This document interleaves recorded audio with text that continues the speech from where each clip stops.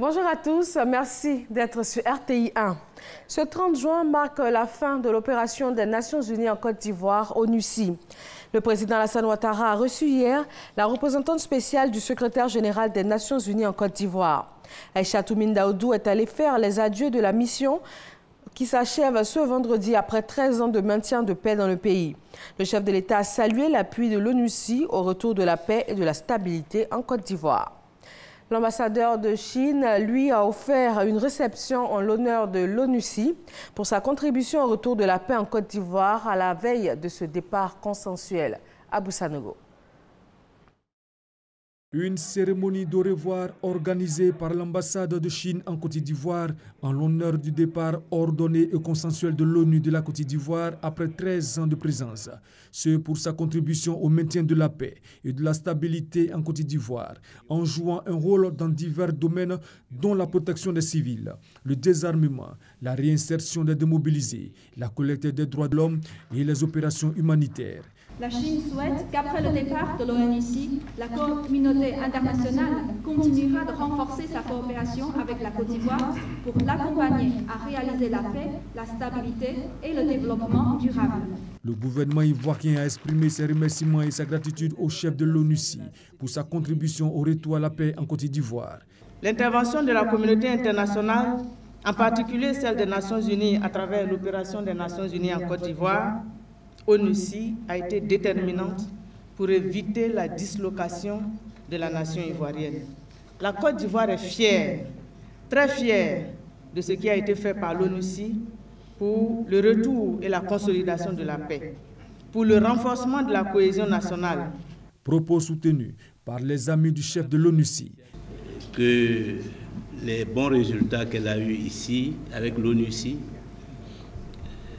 soient capitalisés dans d'autres missions, à titre privé ou au niveau de la communauté internationale.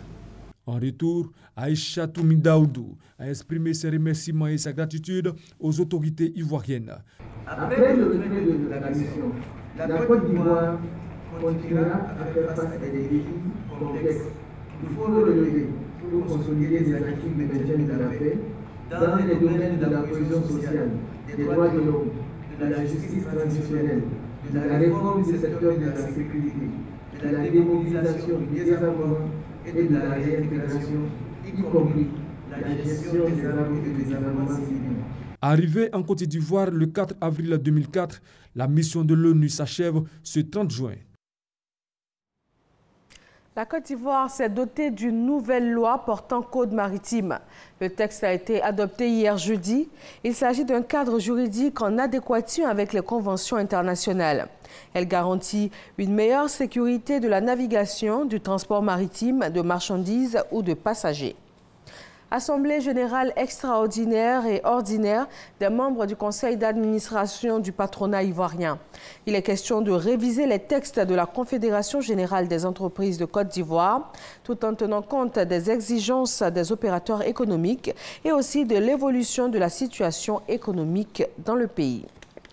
Au Mali, Médecins sans frontières suspend ses activités à Kidal. Après plusieurs attaques, Médecins sans frontières a annoncé la suspension temporaire de ses activités de consultation, vaccination, prévention du paludisme et obstétrique. Selon le coordinateur général de l'ONG au Mali, effectuer des tournées en clinique mobile dans la région est devenu trop dangereux pour les humanitaires. L'Allemagne autorise le mariage gay par un vote au Parlement.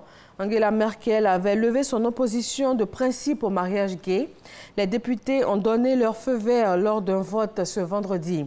L'Allemagne était l'un des rares pays occidentaux à ne pas avoir autorisé le mariage entre personnes de même sexe. Et puis en Irak, la libération de Mossoul ne serait plus qu'une question de jours. Hier jeudi, les forces irakiennes ont annoncé avoir repris le contrôle de la mosquée Al-Nouri, au cœur des quartiers historiques de Mossoul. Elle avait été détruite il y a plus d'une semaine. Même en tas de ruines, c'est une victoire symbolique pour les forces irakiennes. Voilà, merci de nous avoir suivis. Je vous dis à tout à l'heure 13 h. Très bon vendredi à tous sur RTI 1.